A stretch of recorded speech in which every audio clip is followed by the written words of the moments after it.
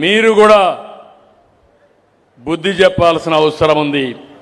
ఈరోజు నేను ఇక్కడ పట్టాలు ఇచ్చాను మీకు, నేను సంతోషపడుతున్నా. వీళ్ళ ఎమ్మెల్యే రాష్ట్రంలో కబ్జాలు చేశారు, రికార్డులు తారుమారు చేశారు, అవన్నీ కూడా ఎంక్వైరీలో ఉన్నాయి. ఇక్కడ అయిపోయిందని తెలంగాణకు పోయి వినుకొండ మాజీ ఎమ్మెల్యే అక్కడ పోయి ఎంఆర్ఓ కలెక్టర్ జాయింట్ కలెక్టర్ సంతకాలన్నీ ఫోర్జరీ చేసి 1500 కోట్ల రూపాయల ఆస్తులు కొట్టేశారు. నేను అడుగుతున్నా ఈ యొక్క పార్టీ అధ్యక్షుడిని, గొడ్డలి పార్టీ నేతని ఎందుకు సస్పెండ్ చేయలేదు? ఎందుకు చేయవు? మన పరువు ఇక్కడ తీశారు, ఇక్కడ పరపతి లేదు.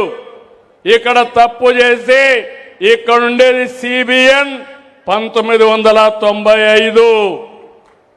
ఇక్కడ నేను గాని పవన్ కళ్యాణ్ గాని నరేంద్ర మోడీ గాని వీళ్ళ ఆటలు సాగవని తెలంగాణకు పోయి అక్కడ రికార్డులు తారుమారు చేసే పరిస్థితికి వచ్చారు, ప్రజల ఆస్తులు కొట్టేసే పరిస్థితికి వచ్చారు. మాట్లాడితే వీళ్ళు పతివ్రతలని చెప్పి మాట్లాడే పరిస్థితికి వస్తున్నారు. నేను అందుకే మిమ్మల్ని అందరినీ కోరుతున్నాను, ఈ రాష్ట్రంలో మళ్ళీ వీళ్ళు చూస్తే నాకు జ్ఞాపకం వస్తుంది. మీరందరూ కూడా గుర్తుపెట్టుకోవాలి, గొడ్డలి పట్టుకునే చేతులకి నాగలబట్టే రైతు బాధలు గుర్తురావు. కోడి కత్తి డ్రామాలు ఆడేవాళ్ళకి వరి కోతలు తెలియవు. గంజాయి బ్యాచ్ను ఓదార్చే వాళ్ళకి పంట సాగు తెలిసే పరిస్థితి ఉండదు. దేవాలయాల పైన దాడులు చేసి విధ్వంసం చేసే వ్యక్తులకి ప్రజల మనోభావాలు తెలియవు. మీరు చూశారు, సాక్షాత్తు కలియుగ దేవుడు వెంకటేశ్వర స్వామి అపవిత్రం చేయాలనుకున్నారు. నాకెప్పుడూ ఒక నమ్మకం, వెంకటేశ్వర స్వామికి అపవిత్ర చేయాలనుకున్న వాళ్ళు, ద్రోహం చేయాలనుకున్న వాళ్ళు ఇంకో జన్మ కాదు ఈ జన్మలోనే పనిష్మెంట్ తీసుకుంటారని నా ప్రగాఢమైన విశ్వాసం. ఆ విషయం వీళ్ళు గుర్తుపెట్టుకోవాలి. అలాంటి దేవుడు కూడా ఇచ్చేస్తే గీలో కంటామినేషన్, కల్తీ గీ, అందులో డబ్బులు కొట్టేయడం, ఇలాంటి చాలా చేసే పరిస్థితికి వచ్చారు. అందుకే నేను మిమ్మల్ని అందరినీ కోరుతున్నా, మీరు అప్రమత్తంగా ఉండాలి.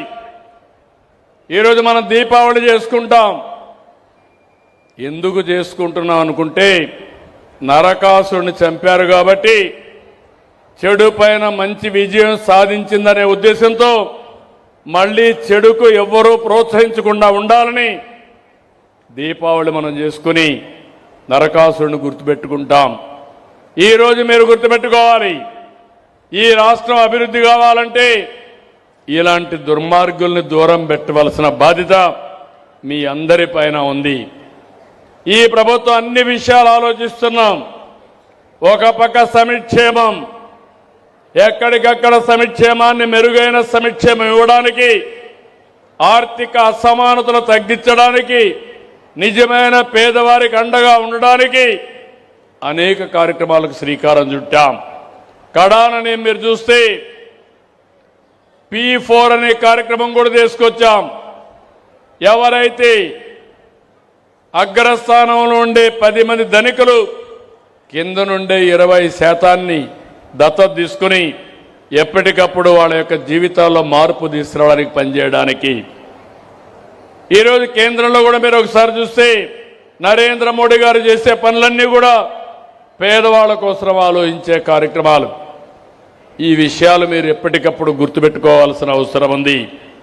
ఇవి చేస్తూనే ఇంకో పక్క మీరు చూస్తే ఏ ఒక్కరికి ఇబ్బంది లేకుండా ఉండడానికి ఏ పని కావాలన్నా మనమిత్ర వాట్సాప్ గవర్నెన్స్, మనమిత్రకి వెళ్ళి హాయ్ అని కానీ మీకు ఏ పని ఉన్నా చెప్తే ఆ పని చేసి మళ్ళీ మీకు చెప్పే బాధ్యత ముఖ్యమంత్రిగా నేను తీసుకుంటానని మీ అందరికీ హామీ ఇస్తున్నా.